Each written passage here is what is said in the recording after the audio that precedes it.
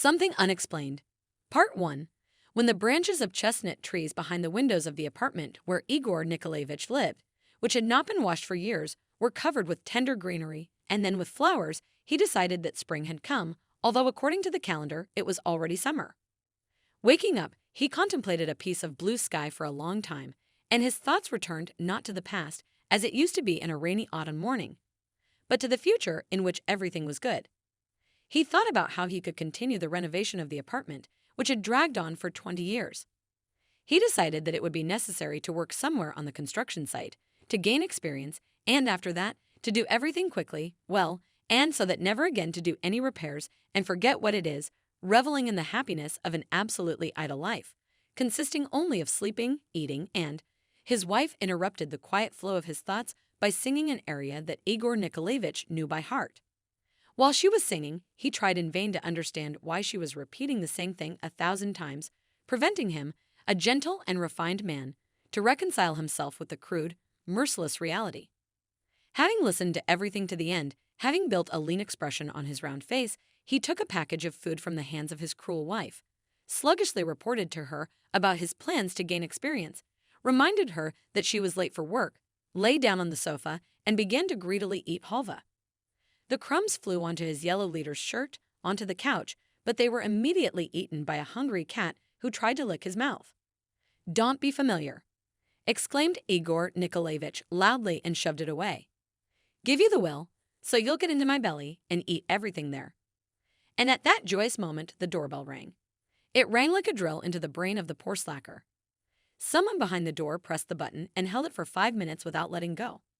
Only one person could make such a call, a younger friend and comrade of our hero who could be his sons. When Igor Nikolayevich was angry with him, he called him Diamond the Goat, and when he wanted to encourage him, he called him Diamond the Pokemon. A piece of halva, which Igor Nikolayevich savored a little at a time, was swallowed in one fell swoop. The cat whimpered pitifully, and the owner swung at her and accused her of giving him away, got up and went to unlock the door. "Hello," he nudged the guest with his bulging potbelly. "How are you, my little duns? Why are you sticking your flaccid sausages in my face? When will you learn to give a hand like a man does?" "Give it to me," Pokemon shouted, stretching out all the vowel sounds in each word. His speech was difficult to understand because half of the letters of the alphabet he simply did not pronounce, but communication with him, despite this, was easy because he spoke very little. "What can I get you?" There, wiggling, Pokemon squeezed between the jam and the protruding belly of the owner of the dwelling. "What's that?" the guest asked, unceremoniously pulling out a large piece of chocolate from a roll of humanitarian aid for the starving. "This is glucose." Igor Nikolayevich took the chocolate away from the guest and, together with other foodstuffs, vigorously put it away in the cupboard above the table. "I lack certain substances, so I must consume them regularly." "This looks like chocolate." "Idiot. Chocolate has glucose, it's a sugar. This is pure glucose. You can't eat it. You better show me what you brought me." The Pokemon proudly laid out on the table a brick of black bread, 2 smoked fish, and a plastic tub of beer. Igor Nikolayevich grimaced at the fact that the beer was draft, cut the bread into 2 pieces, and began to think which half was bigger, and also checked which fish was bigger. "This is for me," he said, and put the big half of the bread in the cupboard and the big fish in the fridge. "And this is for us." "Igor," Pokemon suddenly looked at his older comrade. "What's that on your lips?" "What could be on my lips?" Igor Nikolayevich began to hastily wipe his mouth.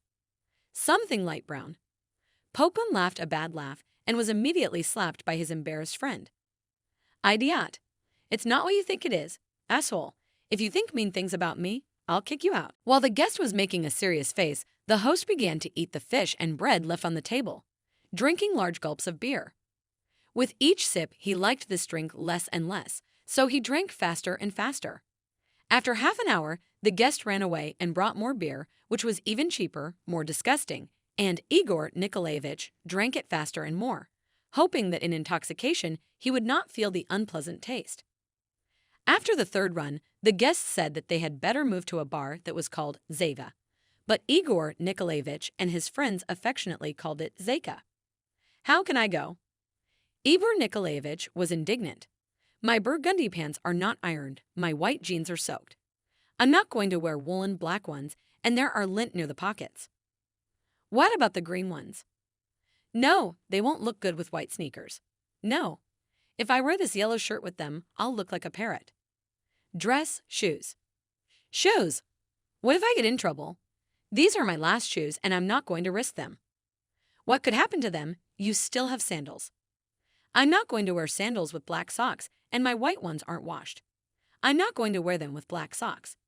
After half an hour of bickering, Igor Nikolayevich stood in front of the mirror and looked uncertainly at his outfit.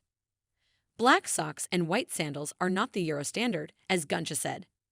But you can do it once. You're not going to a restaurant. We're not going to Yakov's. Uncle Valera there, he's always nagging and ridiculing, and Uncle Igor doesn't like it. It's dark in the bunny, no one will see you there. I don't want to be a laughingstock. I don't want to be a laughingstock. Here, have a little pillow and remember my generosity. It wouldn't hurt to shave. Don't. You've got a face like a little child's. Just because it's chubby doesn't mean it doesn't have stubble. No, don't. You're on the lowest level of development, and you dare to be sarcastic. Okay, but we go to Bunny quickly and don't talk to anyone. Fast is good. I've had a dry throat for a long time. Do you even have any money, or are you just dragging me out of the house for a nickel? The pocketman proudly showed a 20-lat bill and immediately began to crumple it. Don't lose it, you asshole. Before leaving the apartment, Igor Nikolayevich started checking everything. He looked into the stove, stirred the ashes, opened and closed the chimney, listened to the ringing in the telephone receiver, pulled the knobs on the window frames, flushed the toilet, lit and extinguished the gas on the stove. His young friend would pant in his fist and get a smack on the neck for it. Lips, on the mouth, you nasty boy. Yes, I check everything because I'm not like you, like all these people in this neighborhood, like my neighbors. It's a good thing I live on the 5th floor, or I'd be flooded every week. And the fires, one alcoholic forgot to turn off the gas and left, and the children were left at home. Igor Nikolayevich has never been like that and never will be. After checking the operation of the door locks, he finally gave the command to go out. Laughing a bad laugh, his comrade told him that he had forgotten to pray and quickly ran down the steep stairs. Digimin. Igor Nikolayevich gritted his teeth and headed for the small, matchbox-sized icon on the wall. God, he kissed the cross and pressed it with his chubby palms against his bulging hairy chest. Make it all right. Sorry, I'm not on my knees. My pants are ironed. You know me. I remember the prayer, but I'm in a hurry. All right, I'm off with your help. In the semi-darkness of the bar, the two friends began to talk. The younger one told about his plans to buy a car and then pass the license. The older one was indignant at such impudent desires of a man he considered inferior. He demanded that he name the capital of the Republic of Belarus, and when he heard him reply that it was Russia, he pounded his fist on the table and said that if his friend did get behind the wheel of a car, he would be afraid to walk on the streets. Then a vulgar woman of about 40 years of age entered the establishment, very playful toward those men who were able to buy her alcohol. As she passed Dmitri, she complimented him on his light blue eyes, bulging and fixed like a cat that had been run over by a car. She said they were worth $1 million each, without specifying in what currency. After that, Igor Nikolayevich had to sit down at a table in a dark corner, from where he told his inexperienced friend what to do next. And the young man bought the lady a beer and a couple of chocolates. Either the advice of the experienced catcher turned out to be useless, or the young and handsome but stupid guy could not apply it. The woman drained the mug in one gulp, destroyed the chocolates, and moved to another table to her acquaintance, away from the goggle eyes burning with delight. Despite his natural modesty, Dimon didn't like to be taken for a fool, so when the woman went to the restroom, his hand, like a barrier, blocked her way through the narrow passage, and his voice, snapping into a cockcrow's cry, announced to the whole place that he had paid for the beer and chocolates. Igor Nikolayevich, seeing this, splashed his hands, shook his head in despair, and went to unhook the tentacle of the octopus from the woman's waist. Evil tongues talked a lot about the fact that one should not drink cheap beer in Zeka, for it is not beer at all, but just a horrible cocktail, which is made of expired beer bought from carts at the Central Market, unboiled water, technical alcohol, and good old Dimendrol. One can disbelieve the rumors, but then it is almost impossible to explain the behavior of Igor Nikolayevich, who, after 4 hours of drinking this beer, imagined himself a doorman and set up a dress control. He approached a group of serious subjects in tracksuits and demanded that they leave the establishment, stating that they were dressed indecently. The square-faced men were very engrossed in the conversation and silently moved to a table outside where they continued their conversation. Such a turn of affairs pleased Igor Nikolayevich, gave him courage to continue the fight for the right cause of aesthetics. Going out into the street, he tried to tear a massive gold chain from the bull neck of one of the serious men. No, Igor Nikolayevich was not beaten. The man only brushed him off like an annoying fly, not even turning his face toward him. And the fighter for beauty, the noble knight, went spiraling across the yard. His dance was interrupted when he reached the concrete flower bed, which instead of flowers was full of cigarette butts and other garbage. The fall seemed long and scary to him. For a while he froze, leaning over the flower bed, and stood like the Leaning Tower of Pisa, and then he collapsed. At the place where his head had been, a rather large piece fell off from the broad dish of the flower bed. This first made his squire laugh, and then frightened him. Vainly the skinny demon tried to get the senseless body, which weighed twice as much as his own, to its feet. He even offered the guard money to help him carry his friend home. Look at that. The guard kicked a piece of concrete that had broken away from the flower bed. That's a tough head. You could chop nuts with it. Why do you have to lift it, carry it around? Do you even know how much it weighs? If you pick it up now, it'll fall again and break something. Let him lie down and rest. It's not cold. He's bleeding. It's nothing. It's just a scratch. If it was something serious, there'd be a puddle of it here by now. Let him sleep. He's comfortable here. The faithful squire sat down on the edge of the flower bed and got bored. He didn't like to be alone. He didn't understand most of what he was told, but he needed someone familiar to be near him. Obedient to his mother, he rarely made new acquaintances for fear of evil people. In a fit of boredom, he nervously chewed on seeds, spitting the husks into the flower bed, looking around fearfully. A couple of hours of healthy sleep in the flower bed had a beneficial effect on Igor Nikolayevich. When he woke up from his sleep, he couldn't understand for a long time how he had found himself in the flower bed. He asked his friend what was wrong with his hair and shirt, which had sprawled on his wounded back. Igor, you're just a little sweaty. Let's go to Yakov's. Why to Yakov's? Why not here? There's no beer left. In the morning, Igor Nikolaevich's wife unceremoniously burst into his chambers and found him in bed with his friend. Until Pokemon rolled over from stomach to back, she reproached her husband for brazen treason, but after that she silently turned and left. It's not all what you think. It was just hot. Get up. Why are you lying there? Get dressed. What's wrong with my hair? What's in it? Jesus. It's blood. You scratched yourself a bit in bunny. Where did I scratch myself? Where did I scratch myself? There's blood all over my head. And you said I was just sweaty, and we walked all over the neighborhood. And the shirt. And you didn't say a word about it. You bastard. I'll kill you. I know you can't stand the sight of blood. What happened in there? You got pushed by a tough guy. Be thankful you didn't kill him. He could have.